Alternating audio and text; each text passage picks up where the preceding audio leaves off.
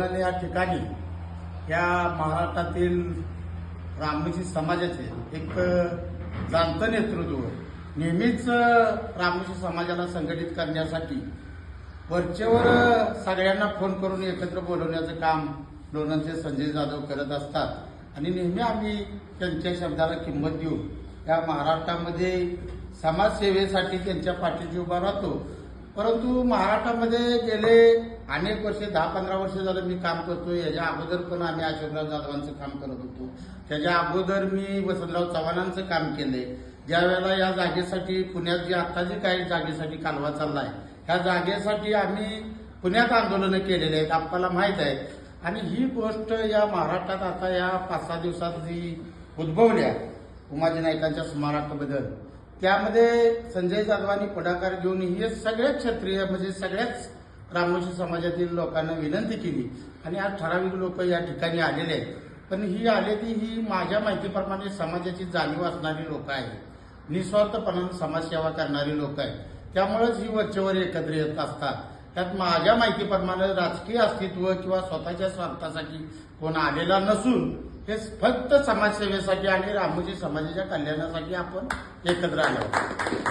दुसरी गोष्ट, आज या महाराष्ट्रामध्ये पुण्यामध्ये गेले 40 वर्ष 45 वर्ष स्मारक आपल्या क्षत्रिय रामोशी संघटनेच्या वतीनं सांभाळलं जातं.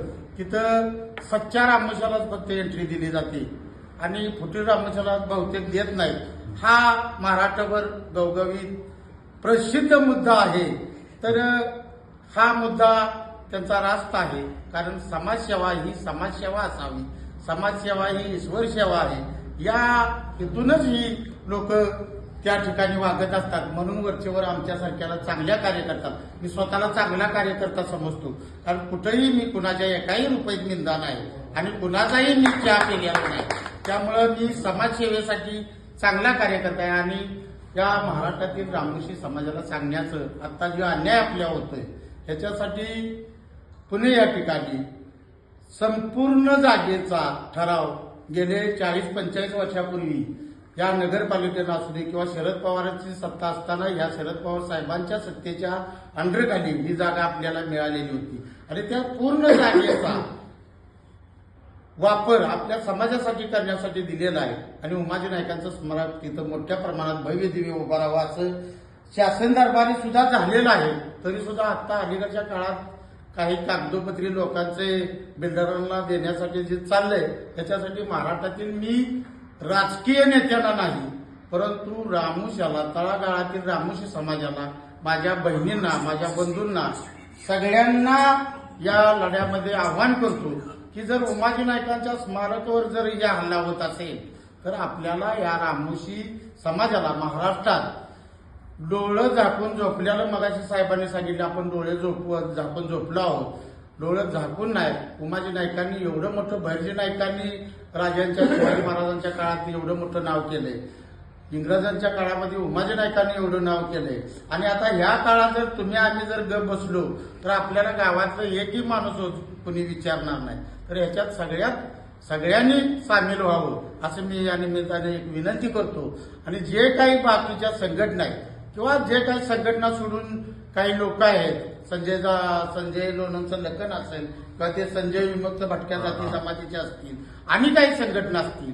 परत गस्ते साहेब, तर मी काल परवाच गस्ते साहेबांची माझी चर्चा झाल्या. गस्ते साहेब पण पूर्ण आणि गस्ते साहेबांचं जाळं या महाराष्ट्रामध्ये बरेच जुनं आहे आणि जुनीच लोक त्यांच्याकडे बऱ्यापैकी ज्ञानी लोक आहेत.